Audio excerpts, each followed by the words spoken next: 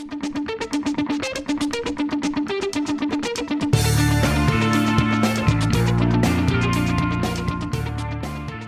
industry has seen yet another massive ERP failure, and I'm going to talk today about that as well as some of the lessons learned. My name is Eric Kimberling. I'm the CEO of Third Stage Consulting. We're an independent digital transformation firm that helps our clients through their digital transformation journeys. And the most recent failure that has broken as of late is a company called LeasePlan, and they're a company out of the Netherlands that leases fleet vehicles and other sorts of assets. The reason this project could be considered such a failure is because they pulled the plug on a project after recently announcing that they're going to have a €100 million write-off as a result of the failed implementation. And not only that, but they've decided that they were going to completely ditch the S4HANA implementation and move toward a new type of implementation that would be more of a best-of-breed approach. And one of the really interesting things that they said in the statement is that they gave up on SAP S4HANA because of the monolithic architecture and the inability to keep up with some of the demands and some of the needs that the organization had with their technology.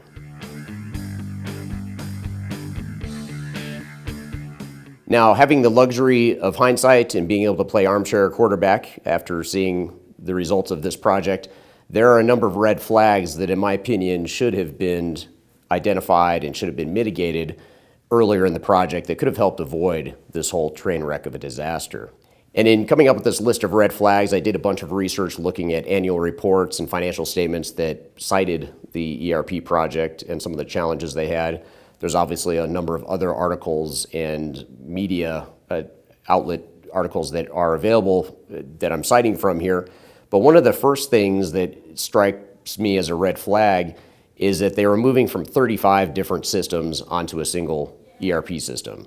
And this is a global company that operates in multiple countries, and they decided to move on to one single platform, which in and of itself isn't a huge red flag, but the fact that they're moving so many systems down to one system is always a big technology challenge, as well as, more importantly, an operational and organizational change management issue. The other thing to note about the systems they were moving from is one of their biggest operations was operating on an Oracle ERP system, which again, in and of itself isn't a bad thing, but moving from Oracle to SAP sometimes can be a challenge.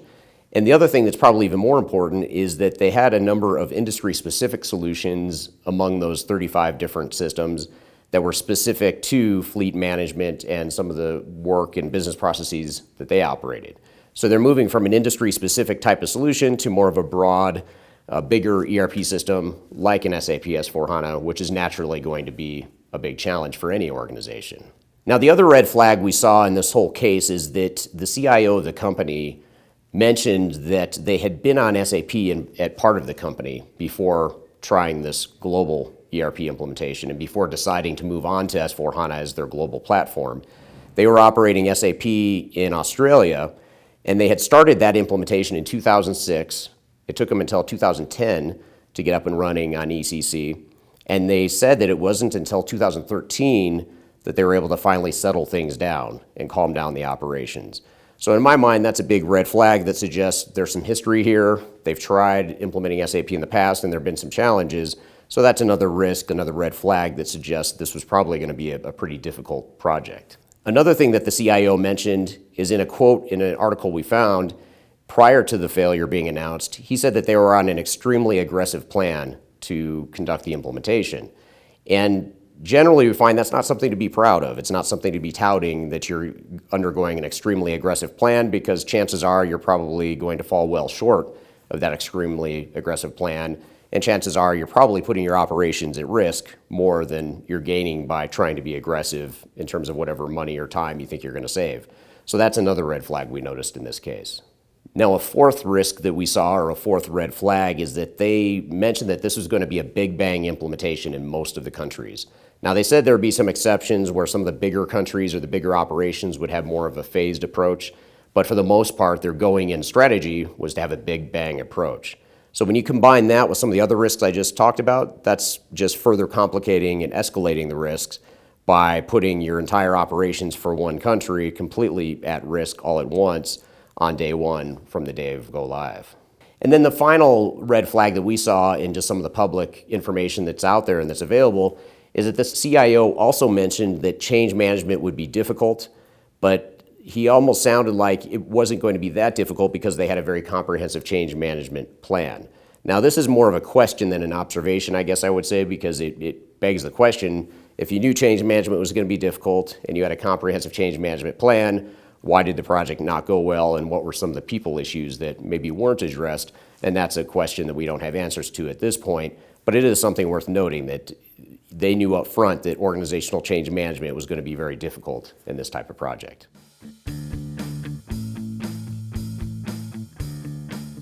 Now, one of the unique factors of this implementation, and this is something we see in a lot of industries, a lot of different companies, and something to be aware of if you fall into this category, but this company, LeasePlan, was going through sort of a business model revolution at the time they're trying to implement SAP. So they had been rolling out something called carsnext.com, which is a used car marketplace for people in Europe to be able to go buy and lease cars. They also were introducing something called Car as a Service, a leasing platform that enabled people to not only lease cars, but have information and analytics around when maintenance was required and other sorts of things that were required to maintain those fleets. And so these are two very new, disruptive business models that they were introducing to the marketplace. Now, strategically, sounds like a fine idea. I don't know a whole lot about this industry, and I'm certainly not an expert in this industry, but you look at what they're trying to accomplish, and they're trying to disrupt the industry, and they're trying to stay on the forefront of what their competitors are doing, and they're trying to do something different to give them a competitive advantage. Now, that hardly fits in or aligns, in my opinion, with an SAP S4HANA implementation. SAP and S4HANA is generally for companies that want to scale, they want to standardize, they want to tighten things up a bit, and they want to increase profitability by decreasing cost. So this is a totally different strategy than what LeasePlan was taking, which was to find new ways of finding revenue growth. They're taking a very entrepreneurial, flexible approach to developing the company. And so at the same time they announced the €100 million write-off for the SAP project, they had also announced that they had since invested about €30 million in a new technology that was meant to enable the two new platforms that I just mentioned. And so what are the lessons learned? What are some of the things we can take away from this failure and ensure that we don't do in our own digital transformations or ERP projects, regardless of whether we're implementing SAP S4HANA, as was the case here, or any other sort of technology like Oracle or Microsoft or any of the other top ERP systems? First is to recognize that if you are in a unique industry and you have industry-specific needs and requirements, you may want to rethink the typical view of ERP and looking just at your SAPs and Oracles and Microsofts of the world. You may want to be thinking about things that are more specific to your industry. Certainly in this case, this is a very unique industry that suggests more of a best-of-breed, industry-specific approach should have been at least considered if it wasn't. And that's certainly something I would recommend to anyone that is in a similar boat that's about to go through a digital transformation. The second thing is to understand and recognize the maturity of the product you're going to implement.